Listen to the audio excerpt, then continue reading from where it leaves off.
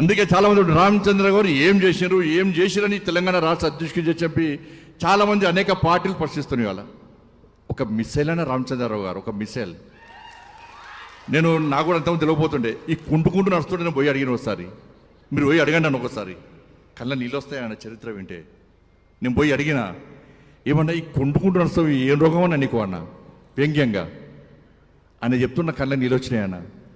అఖిల భారతీయ విద్యార్థి పరిషత్ ఈ చేయి కూడా వంకర ఉంటుంది ఆయన, అది చేయి వంకర ఉంటుంది, కాలు వంకర ఉంటుంది.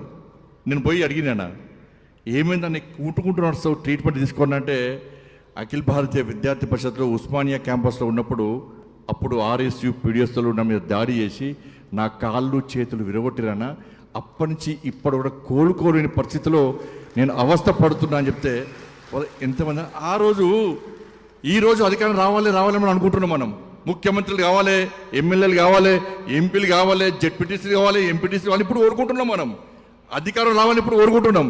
కానీ ఆ రోజు అధికారంలోకి వస్తామని ఎవరు తెలియదు. అధికారం రావాలని ఆ రోజులో కోరుకోవాలి ఎవరు కూడా.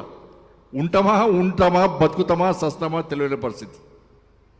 నక్సలైట్లు పోస్టర్లు వేసారు, వారిని ఇచ్చారు, చంపారు అనేక మంది కార్యకర్తలను, అనేక మంది శవాలను పోసిండు రామచంద్రరావు గారు.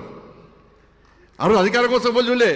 కానీ నక్సలైట్లు దాడి చేసినా, ఆర్ఎస్ పీడిఎస్ దాడి చేసినా కూడా మాకు అధికారం గురించి ఆలోచించకుండా, ఎమ్మెల్యే ఎంపీ కావాలని కోరిక లేకున్నప్పుడు కూడా ఇలా నమ్మిన సిద్ధాంతం కోసం, కాషాయపు జెండా కోసం, కమలపు జెండా కోసం కష్టపడి పనిచేసిన గొప్పలన్న వీళ్ళందరూ కూడా.